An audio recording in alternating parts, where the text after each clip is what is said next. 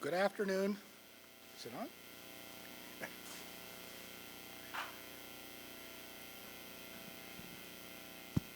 Okay.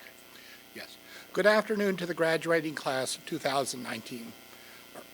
My name is Paul Rohde. I'm the outgoing chair of economics. It's my great pleasure to welcome you to the department's doctoral and master's graduation ceremony to celebrate with you and your family and friends and with our faculty.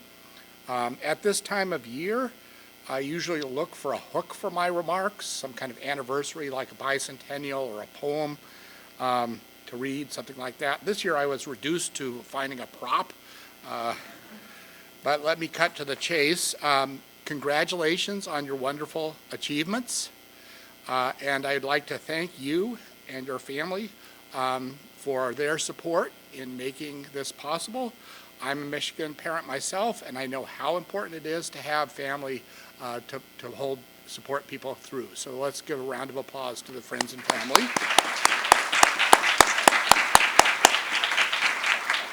Now it is my great pleasure to welcome to the podium Linda Tizar, our outgoing Director of Graduate Studies. Linda? Thank you, Paul. This is such a great day. It's been a long time in coming. I think I met all of you in the summer when you started as PhD students, and some of you I've met in my office, some more often than others, talking about your program of study and worrying about exams and how to be on track to get to where you are now. And many times in those conversations, something I find myself saying over and over again is, this isn't a race, but it is a marathon.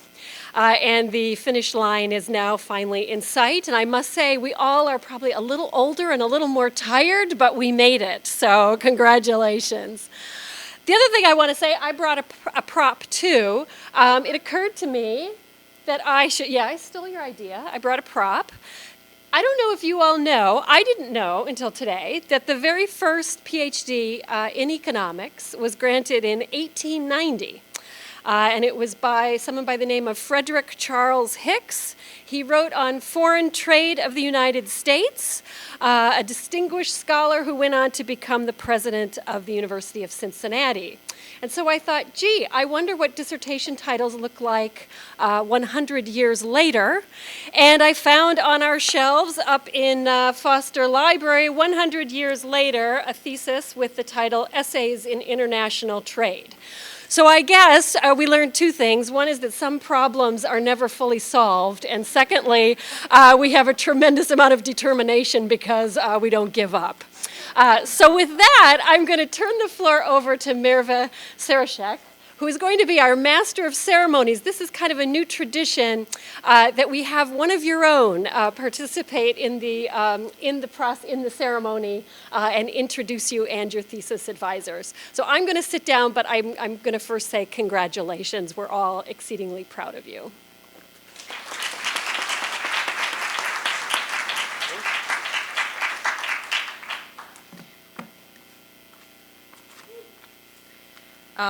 Welcome all, family, friends, faculty, and the backbone of the whole department, also known as the administrative staff, and my peers, University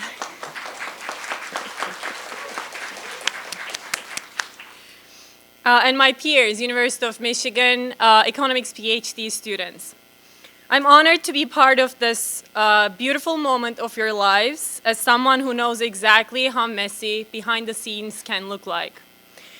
I like using this opportunity to explain our audience a little bit what life has been like as a graduate student, as I'm sure I'm not the only one who repeatedly gets asked by family and friends about why PhD takes this long, what exactly I'm working on, and if I'm still getting good grades. Yes, we spend most of our first couple years in the program studying and taking exams, but those are dark times that none of us wants to remember.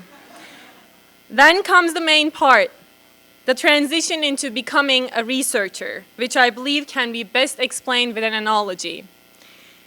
Although they appear like polar opposites, I always found art and science, or artists and researchers, more alike than different.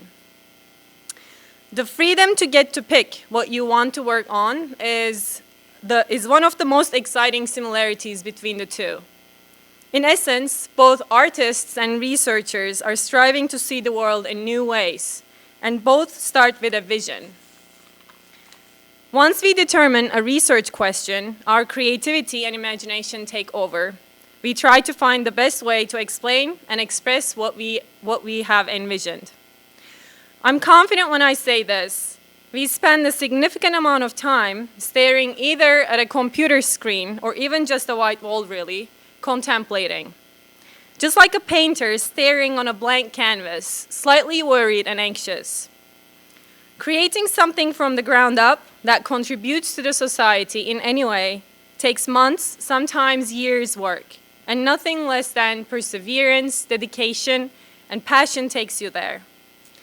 Once shared, our products are subject to criticism from all directions, but they're also likely to become a source of inspiration to others for future work, just like an art piece. It's a long and winding road, full of uncertainty, self-doubt, and never-ending cold Michigan winters.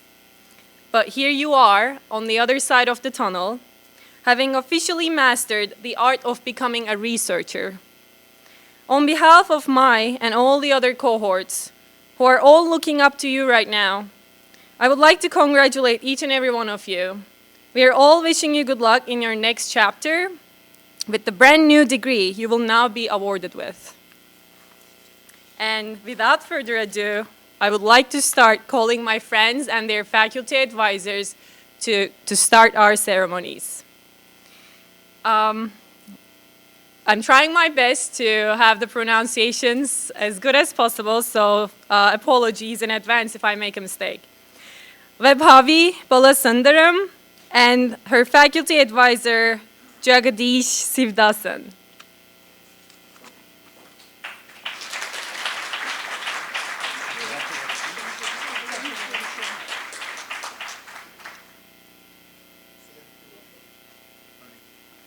So first of all, I want to say congratulations to Vaibhavi. It's been a pleasure working with Vaibhavi over the last few years. And what's particularly special is that her work and the data she was using, finally after many years of working with many, many PhD students, someone was interested in what I had done, something similar to what I had done in my own PhD work. So it was great to work with her on that.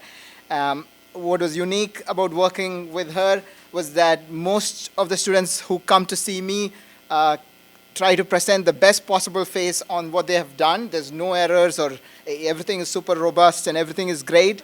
With Vaibhavi, it was the opposite. I was in opposite world. I was trying to tell her work is good, and she was telling me how it was weak and wrong and not robust in 1,000 different ways. And so my terror when she was going on the market is she would continue to talk like that, and that wouldn't work great. But that is obviously completely wrong, and I know she had a super tempting offer that would have taken her away from research, and I was very happy that she stayed in research. I look forward to her future work and wish her all the best. Congratulations again.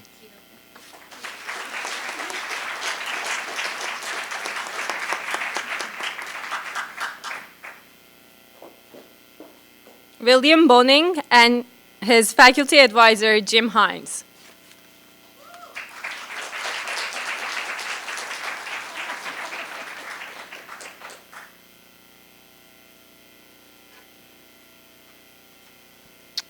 Some of you will remember the crash of 2008 and the recession that followed. The most notable aspect of which was there was a change in tax withholding during calendar year 2009. What Will's dissertation uncovers is that this change in tax withholding had a significant effect on payments by affected individuals. And that comes from his intensive study of income tax returns, and it's a really quite compelling and unique glimpse into what effect withholding has. That's not the only investigation that Will's dissertation undertakes. He also did a field experiment working with the IRS on what happens if an IRS agent comes to visit a business and talk with them about their tax compliance. The answer is they pay more. He also finds that if that business shares a tax preparer with another business, the other business pays more. And even finds a very small effect if the IRS sends you a letter. So again, very, very interesting evidence, and I think very useful as well. The final part of Will's dissertation looks at the effect of tax changes that affect the cash flow to businesses and looking at what effect that has on hiring and investment. And there we get the lesson that more money is better. Will, it won't shock you to learn at the end of this, finished a great dissertation and is off to the IRS next year. He's off to the Treasury, sorry, next year.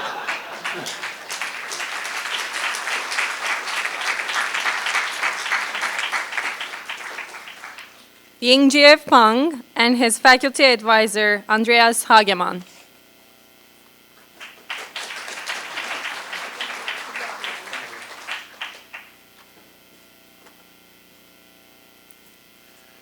Hi. So Ying-Jie's dissertation has like 3 quite distinct parts. I'm only going to talk about one because that's already hard enough to explain. And it's on bin scatter. If you haven't heard of bin scatter, you will.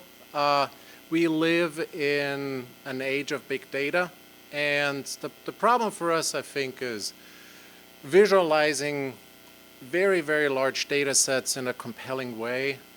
Bin scatter is one of them, and it's been used extensively by economists, and it will be, people will continue to use it. And Ying-Jie's dissertation lays the theoretical foundations to actually, how to use this correctly. It corrects mistakes that we have made in the past. So I think we will actually hear a lot about Ying-Jie's dissertation in the future because it is an important piece of work. And as I said, it's not the only piece of work in his dissertation. There's lots more important research in there. And I'm excited to say he's gonna join Princeton University as a postdoctoral fellow. So he will, continue to produce great work, and I'm very much looking forward to reading that in the future. So congratulations.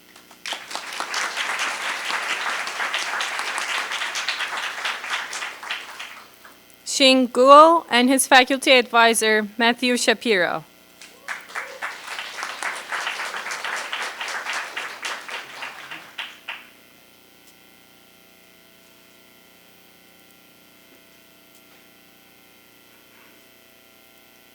Thanks. It's been a great pleasure working with Jing. He's done a great dissertation that combines macro evidence and micro evidence, equilibrium thinking. It's about the distribution of how firm size affects financing decisions and investment.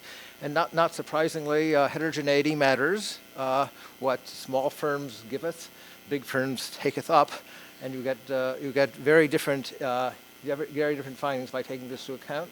He's also applied this with some of his other advisors to macro modeling. We're delighted that he's going off to the Bank of Canada. I hope he learns how to ice skate on the canals of frozen Ottawa, where he will enjoy it and do us great credit.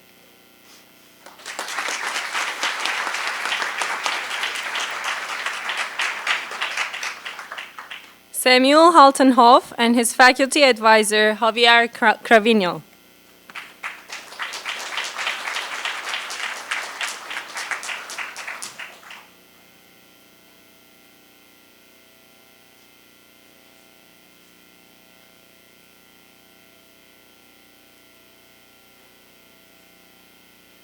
So, first of all, I wanted to congratulate Sam, who's going to join Cornerstone next year. I met Sam a long time ago, like 5 years ago, and I worked with him in different capacities. He's been my TA, my head TA, my RA, and then my co-author, and then I've been his dissertation chair. He's excelled in all of these capacities.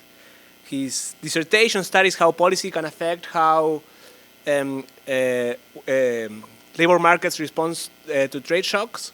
He's been studying this using the match employee-employer data from Germany, and he's shown how these reforms in Germany, the harsh reforms, have affected labor mobility following the trade shocks. He has then used quantitative models to think about how this has affected welfare in Germany, and as well as completed 2 other chapters in his dissertations that are actually quite good as well. So he's been super productive. He's also won every teaching award that we give here in Michigan. And although he's not going to research, I'm sure these skills are going to serve you very well. So congratulations.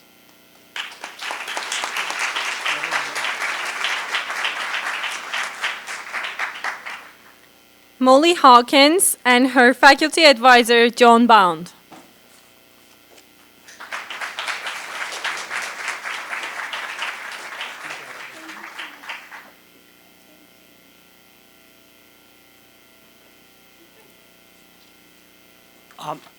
I've been warned not to take as long as I would like.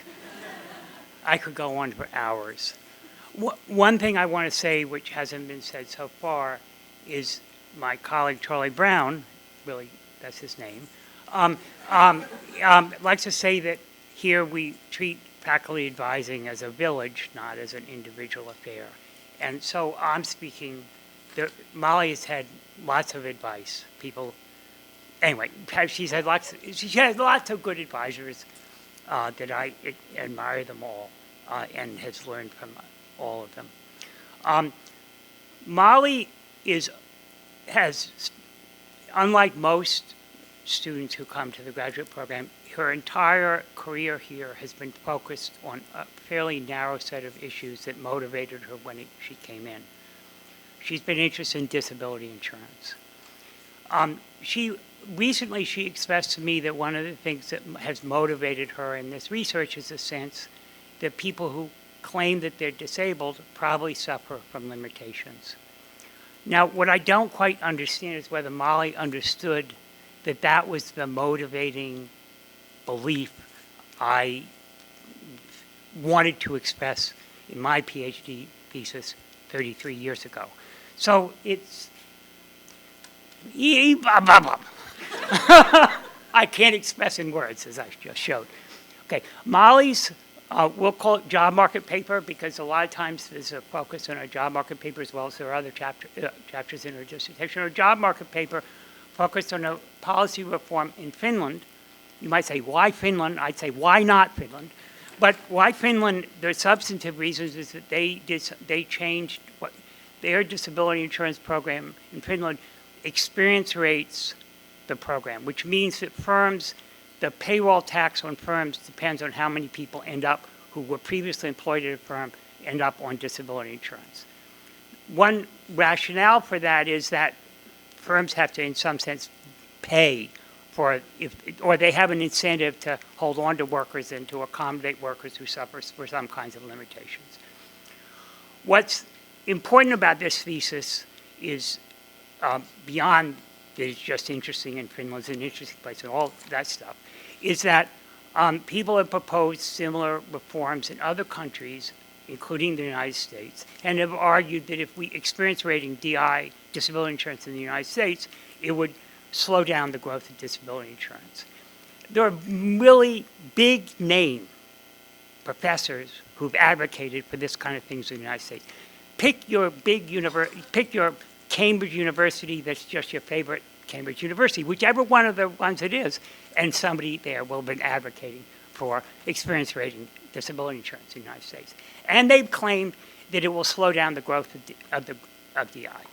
What Molly did in her thesis, in her job market paper, is she took this change in the experience rating in Finland, and she showed that more experience rating had the effect of slowing down the growth or the flow onto Finnish disability system.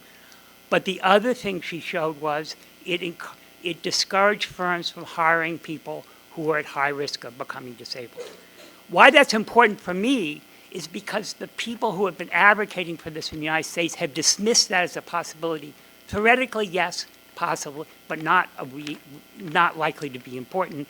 What Molly did was she showed in the context of Finland that yes, this was a detectable, important phenomenon. So there were maybe benefits from more experience rating, but there were clearly costs. And I think That's a really big deal. In fact, when I wrote behind her back about this paper, I basically said I thought it was one of the most important papers that have been written in the field in the last decade. So I'm very...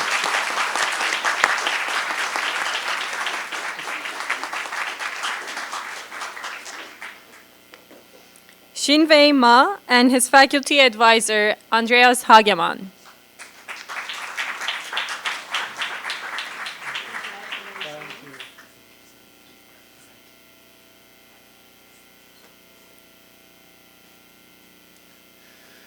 So, Shinwei's dissertation, there's lots of contributions here. I think the one that's easiest to explain is probably in a situation where you have an intervention and you're interested in, like, you know, what's the outcome of that intervention for, like, sort of the average person. In a lot of situations you have, like, you have the problem that, you know, maybe a lot of people receive treatment, or like maybe only very few people receive treatment. And in that situation, it turns out for us to back out what actually was the effect of the treatment, you sort of have to like divide by the probability of receiving treatment or not receiving treatment. And if that probability is small, it's a bit like dividing by 0, which we all kind of know that's not a very good idea. And so it turns out, so economists and econometricians in the past, we have simply sort of assumed away that problem. And Shinwei somehow managed to provide an absolutely exhaustive solution to this problem. So you might be wondering, well, so like maybe sometimes I don't know what's the probability of receiving treatment or not. Well, it turns out the work is so good that whether you know that or not, Shinwei's method can solve this problem. So this is important work. It's also like the other chapters of his dissertation are important work. Again, it's a bit hard to summarize here, but I'm very proud of Shinwei. He has been a part of sort of like, you know, this our econometrics group here for a couple of years now here, and he always felt a bit sort of like another faculty member.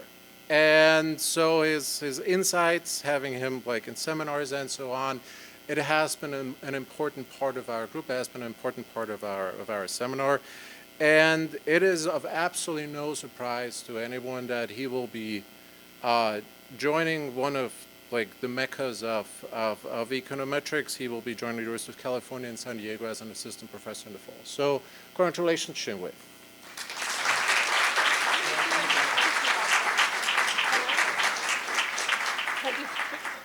So in case you haven't noticed, we're all very proud of our students, and we could talk about them for a long time.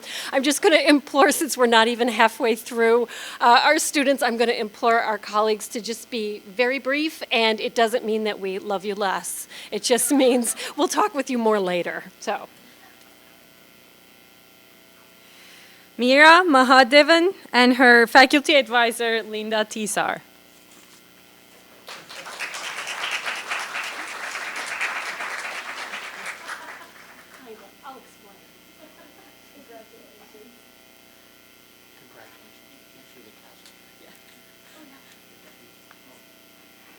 So now I'm going to quickly take my own advice, and let me say, I'm not really her advisor. Her advisor is Ryan Kellogg, who very kindly, he's gone on to other places, but he sent a very nice set of comments, which I'm going to read right now. Meera's dissertation does an incredible job of showing just how important political patronage is in determining who gets allocated cheap electricity in India. She is creative and ambitious in the research she pursues, and she does not shy away at all from the hard work that has to be done to realize that ambition. For one, to write her dissertation, she had to develop command of not just one field of economics, but 3: energy and environmental economics, development economics, and political economy. On top of that, and maybe more practically, obtaining detailed customer-level electricity billing data from India, without which she couldn't complete her project, is no small feat. Mira made countless trips back and forth to India to meet with the utilities there, to try to convince them to give her the data, and I guess was successful in that. She never took no for an answer. She never gave up, and that's why she's here today.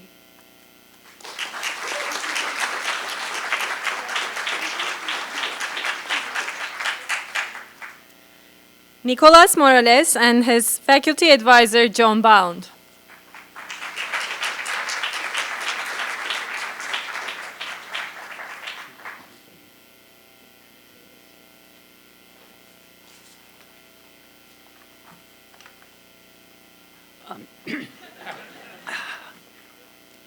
I remember, I think it was just over 7 years ago, when I got an email from Nicholas saying he accepted our offer to join the program at the University of Michigan.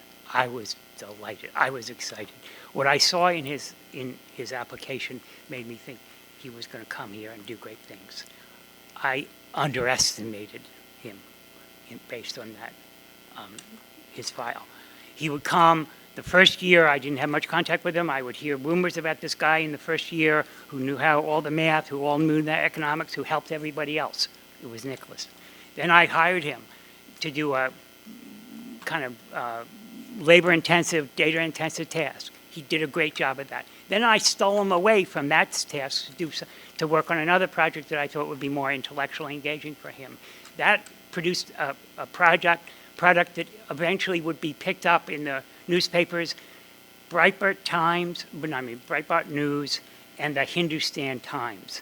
That's an accomplishment I think I will never replicate in my life. He may, given what he works on. He works on high-skilled immigration. Well, that's a lot of what he has worked on. He's done really important work in that area.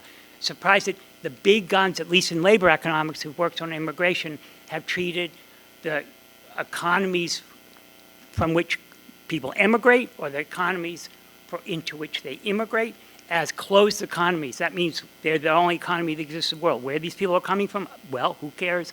We're just focusing on what happens in the United States or what happens in the Philippines or what happens in Nicholas' work. He treats these economies as open economies. If you're coming, high-skilled workers are coming from somewhere, they're going to someplace, and that's going to have an impact on the U.S., it's going to have an impact on the sending countries, and it's going to have an impact on the trade between those two countries. What he shows is you treat economies as open economies when looking at immigration. You can reverse the findings you find if you treat it as closed economies. This is important work. It's fabulous work. I expect to I learned a great deal from Nicholas along the way. He is incredibly good, and he's not obnoxious. And that's rare in economics. Molly's fine too. But anyway, so it's just been a delight to have Nicholas as a student, and I will miss him very much.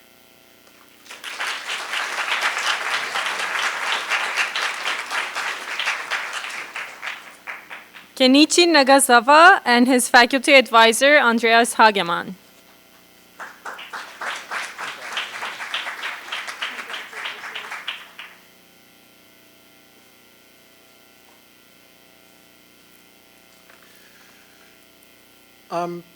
Kenichi's work, or I think sort of at the center of Kenichi's dissertation is, I think, a question that a lot of you can sympathize with is, in essence, it's about figuring out which school to send your kid to.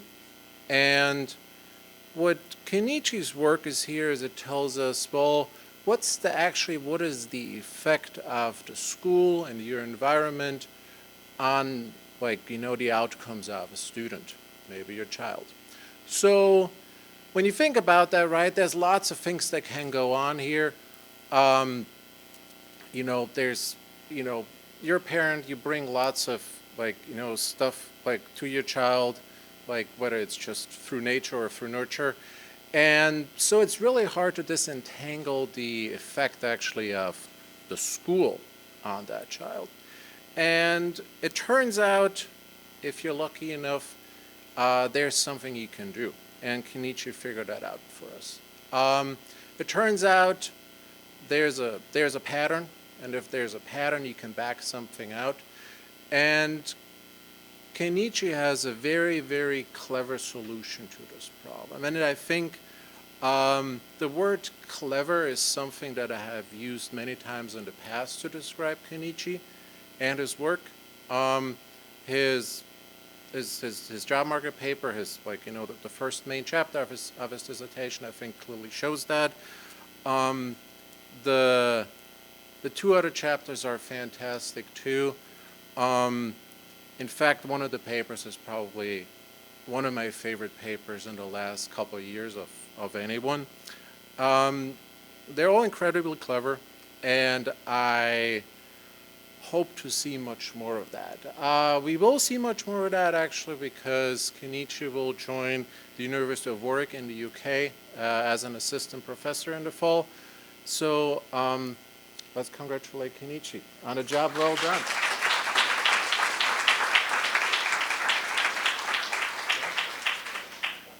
Owen Niem and his faculty advisor, Catherine Dominguez.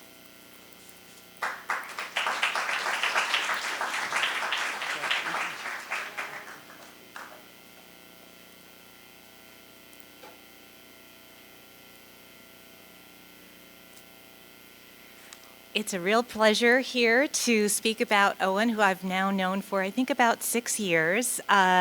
Owen is a student who, when he comes to your office and talks about something, and then we come up with a new date for him to return, he comes back with at least 2 papers written based on what we've just talked about. So he is an amazing guy who can write up ideas incredibly quickly. His dissertation is mostly focused on capital controls, and the idea that he had was that instead of just looking to see whether or not these controls actually restrict the flows of capital across borders, whether or not they have an information effect on households and firms within the country. And in particular, he's looking at Brazil, and he finds that when Brazil either increases or decreases a control or restriction on capital, actually just having the information that they've made that change will improve your forecasts of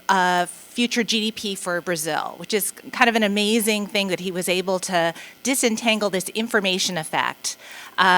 When he first came up with the idea, I was worried it would be hard to nail this down. He kept going, and he's actually ended up with a really impressive job market paper that I think helps us understand not just how the literal effects of capital controls can impact nations, but also how it can affect behavior, and in particular savings behavior by households. He also has other chapters in his dissertation on totally different topics, austerity and the positive effects of austerity. He is also, to my knowledge, the only graduate student who has ever actually read the Basel III banking regulations and translated them into Mandarin, which is really impressive. Owen is off to the World Bank, and I know we're going to hear a lot more about him in the future. Thank you.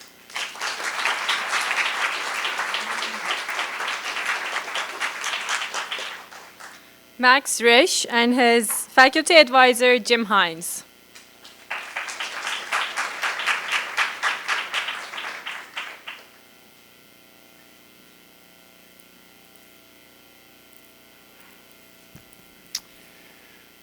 Max has access to intrusive IRS tax records, and he's put them to good use.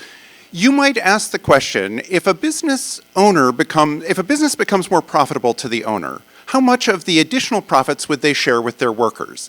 In an Econ 101 textbook, the answer is none. They would not share any of the additional profits with their workers. And I confess, if I were a business owner, I might be inclined to go with the textbook on that one.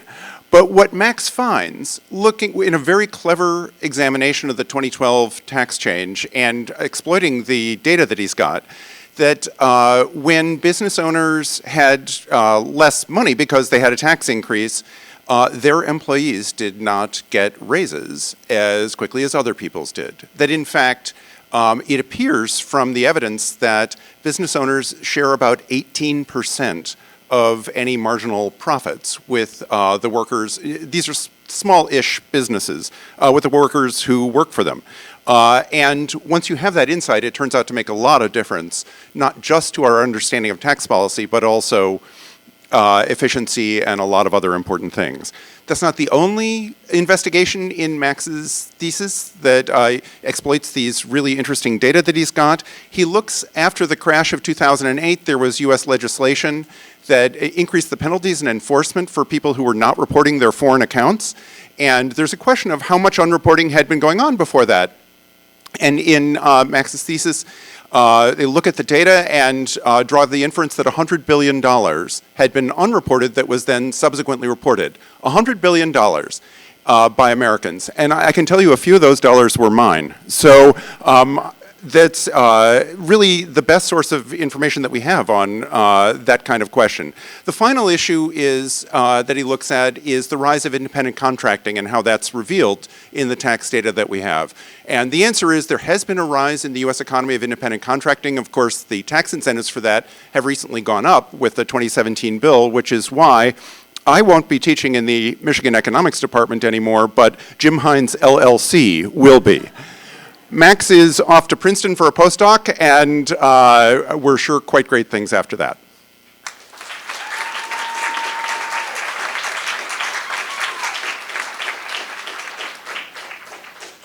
Elçin Süleymanov and his faculty advisor Xiaowei Ke.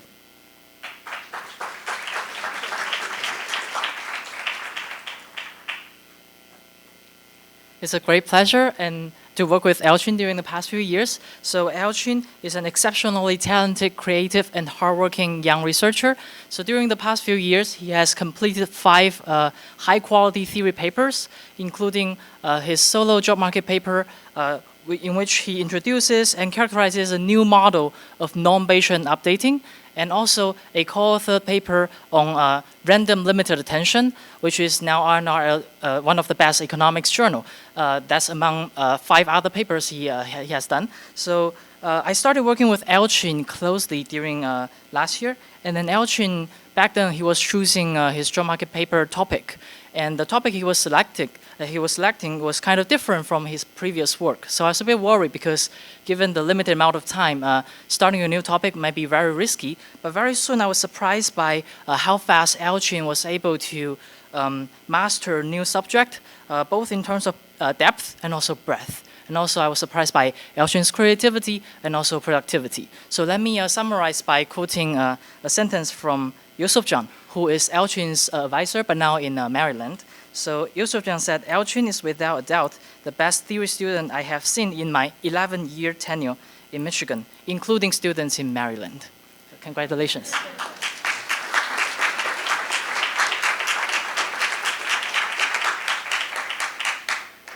Brendan Timpe and his faculty advisor John Bound.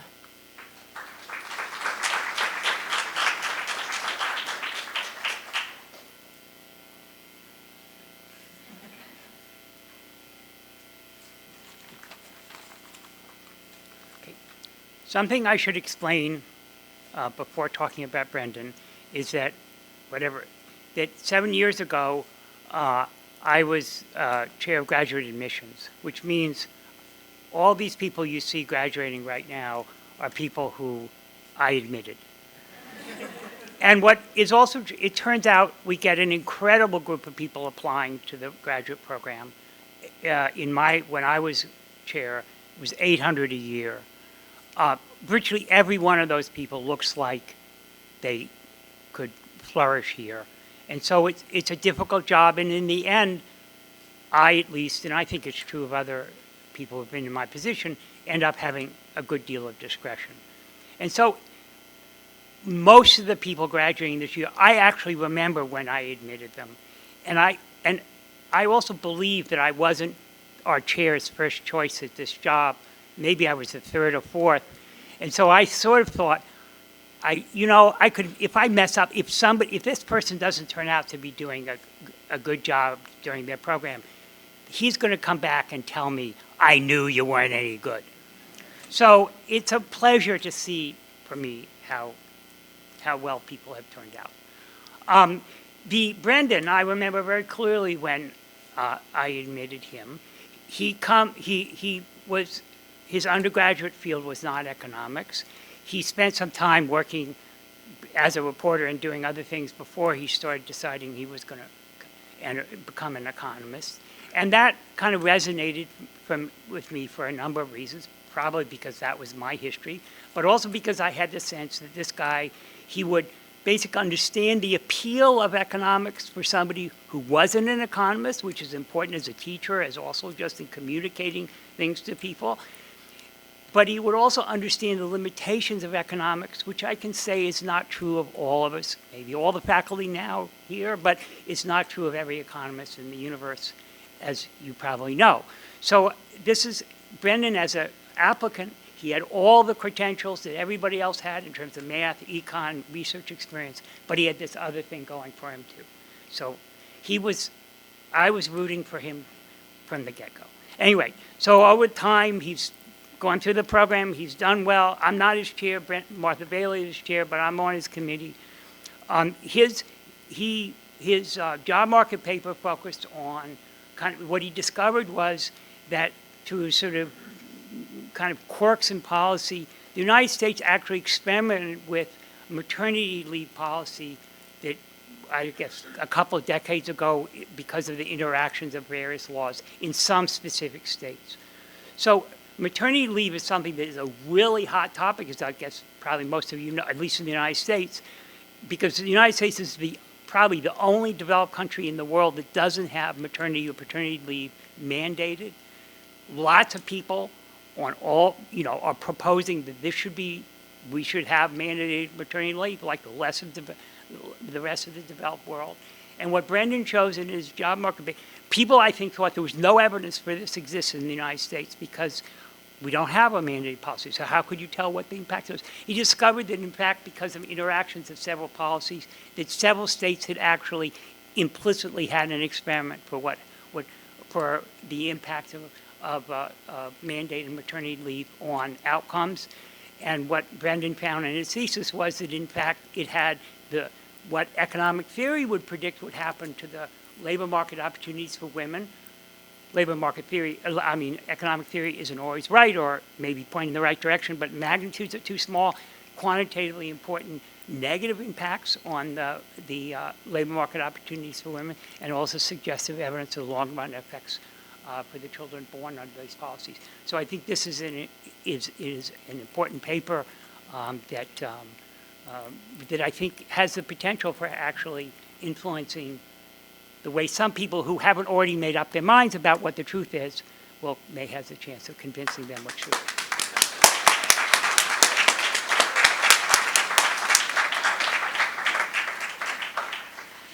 Teju Velayudhan and her faculty advisor, Jim Hines.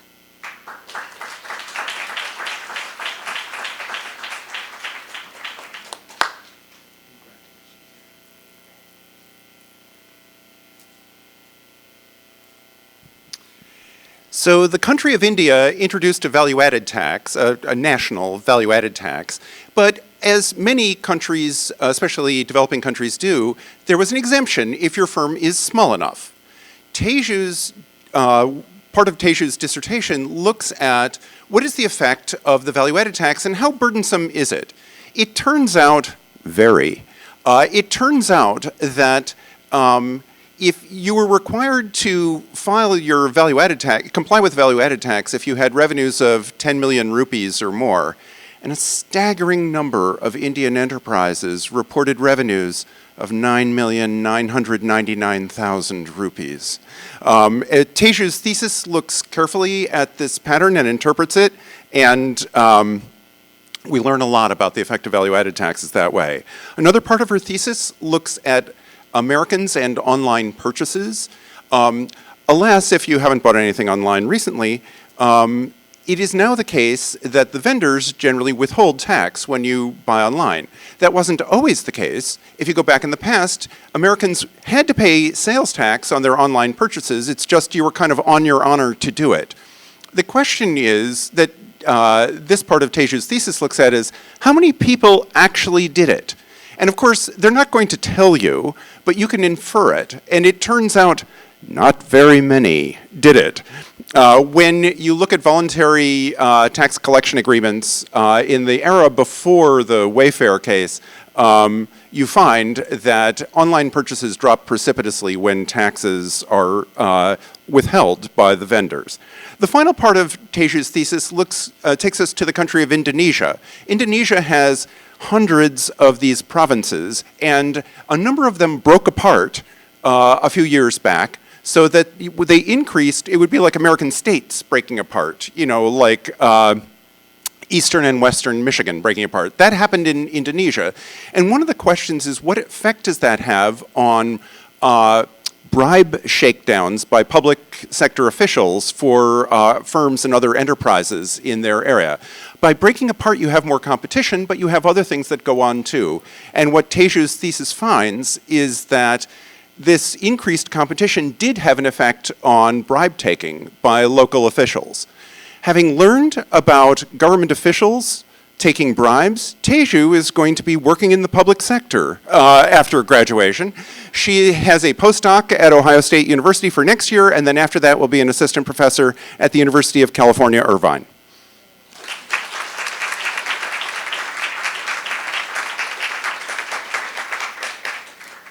And our last doctoral student, Pinghui Wu, and her faculty advisor, Dominique Bartelme.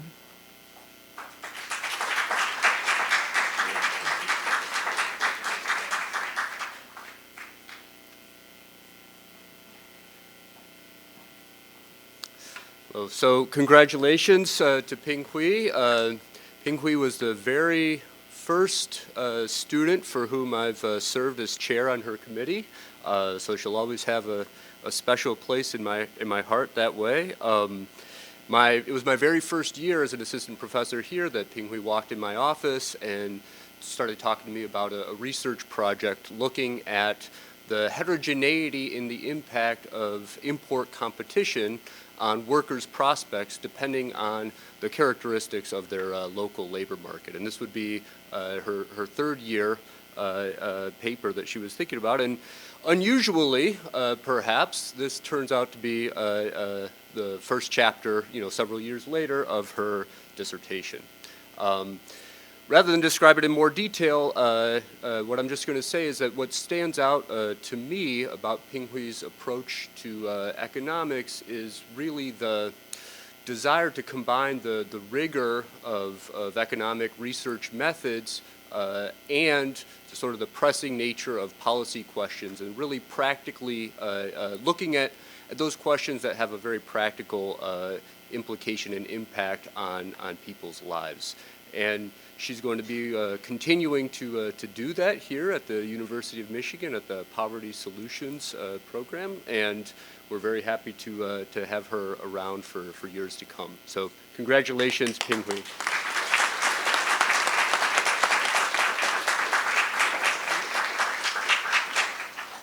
So congratulations, PhDs.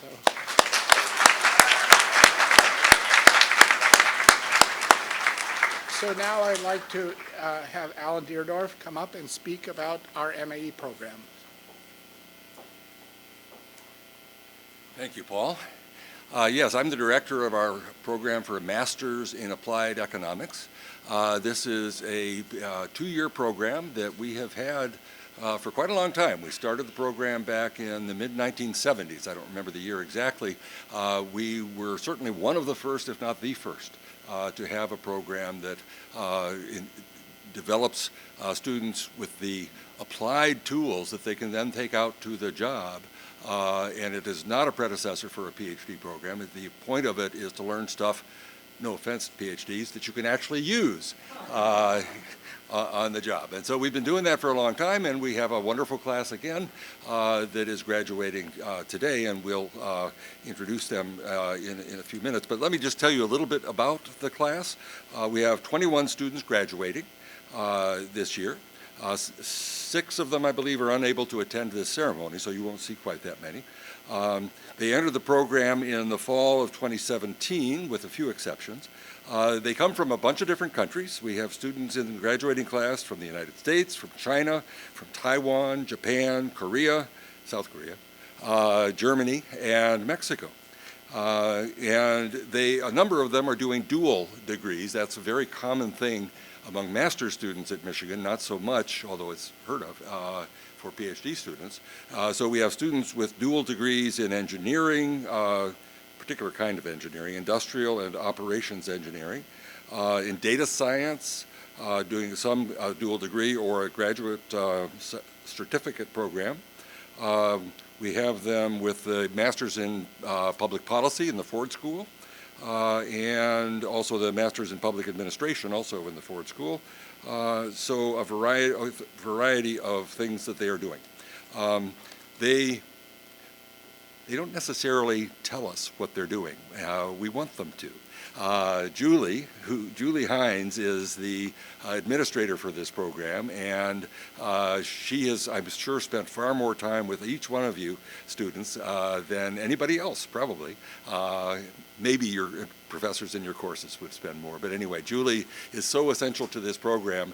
I don't quite understand how we could have been doing it since the 1970s without her, but while I've been director of it, we've had Julie.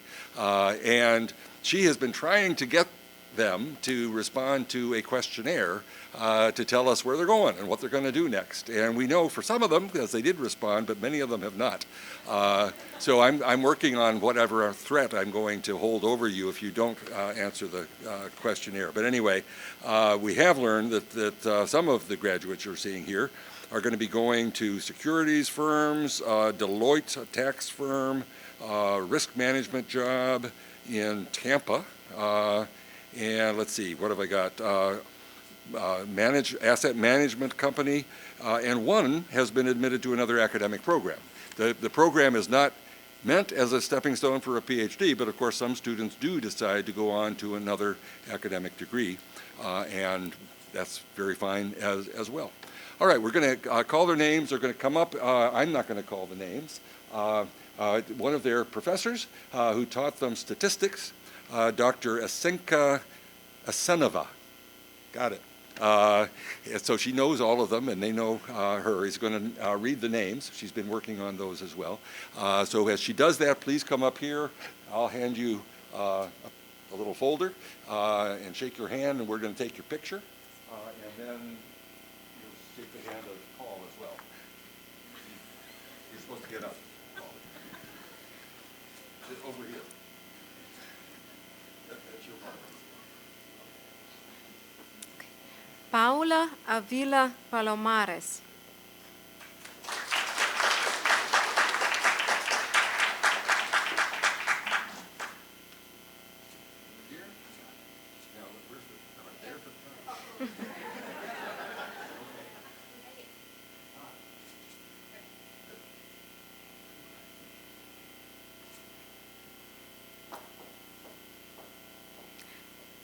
Xinhe Bao.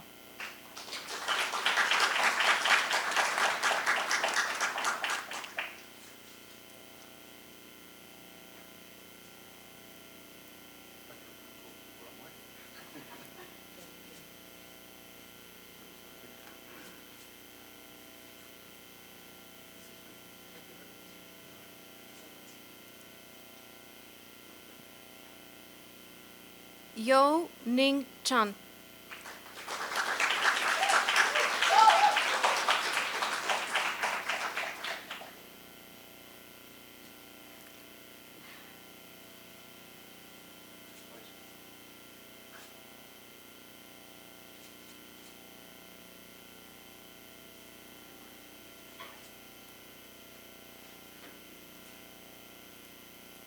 Bailey Han.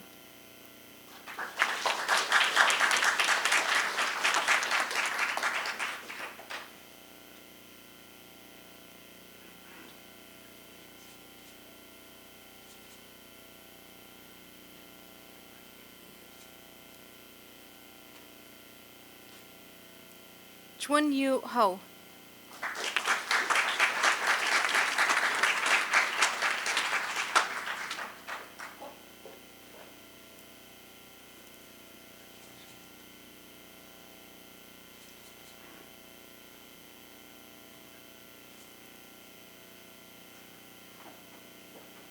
Your Ho.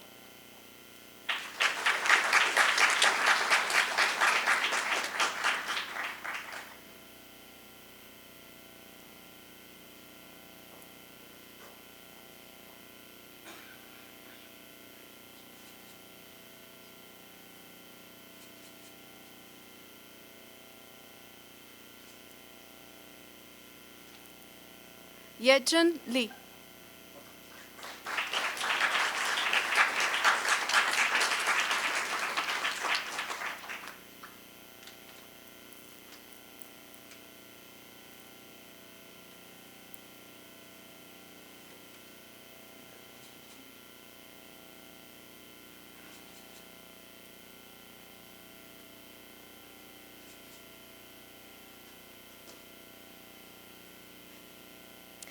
Yichun Lin.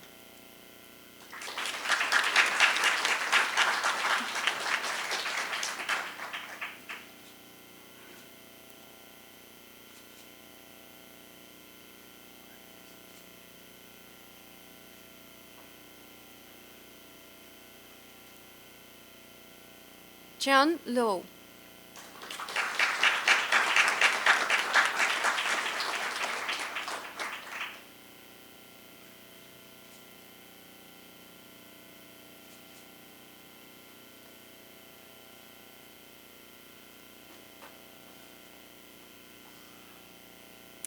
Guanzhang Lu.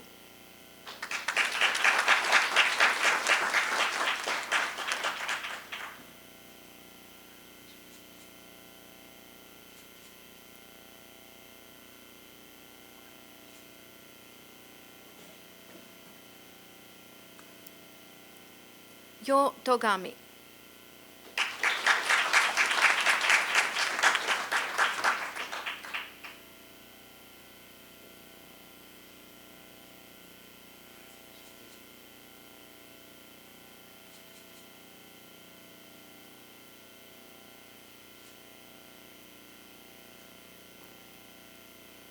Timothy Trollope.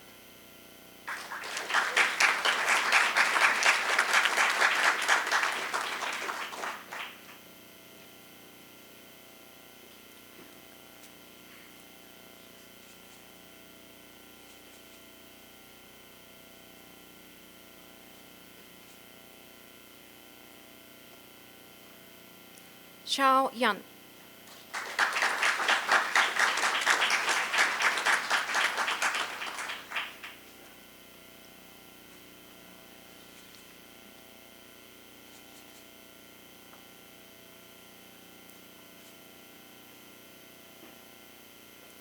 Jin Yang.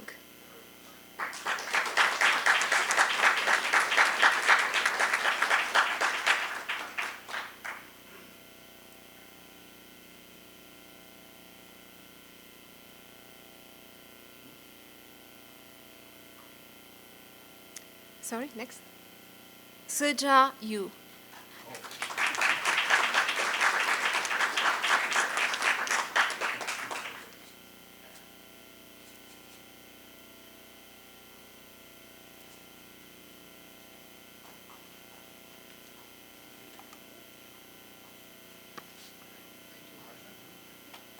Let me say a couple words. Partly because I forgot to tell you that one of the graduates that just went through, Yuning Chung, was the student leader of the group through 2018 and played an important role for providing things for the students to do in their off hours and in their on hours. So we thank him very much.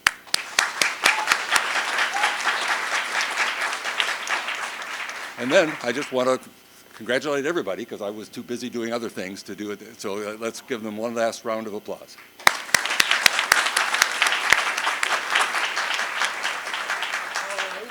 Just a few things. So I wanted to thank Linda and Alan for leading these programs. I wanted to thank Laura Flack and Julie Hines for their very fine support. They're the most beloved members.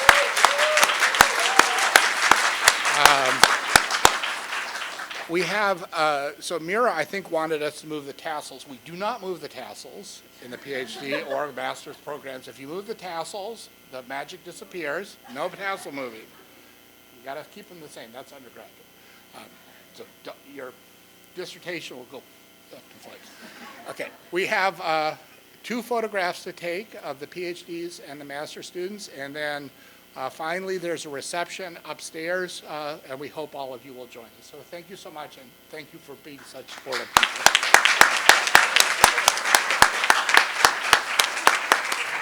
Okay, so do you, the photographs? Yeah. Okay. Yeah. Thank you.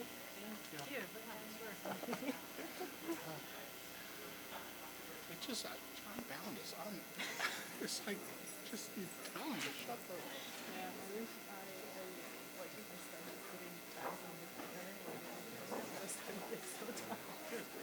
It's not even about the person. It's self-indulgent. It's just like.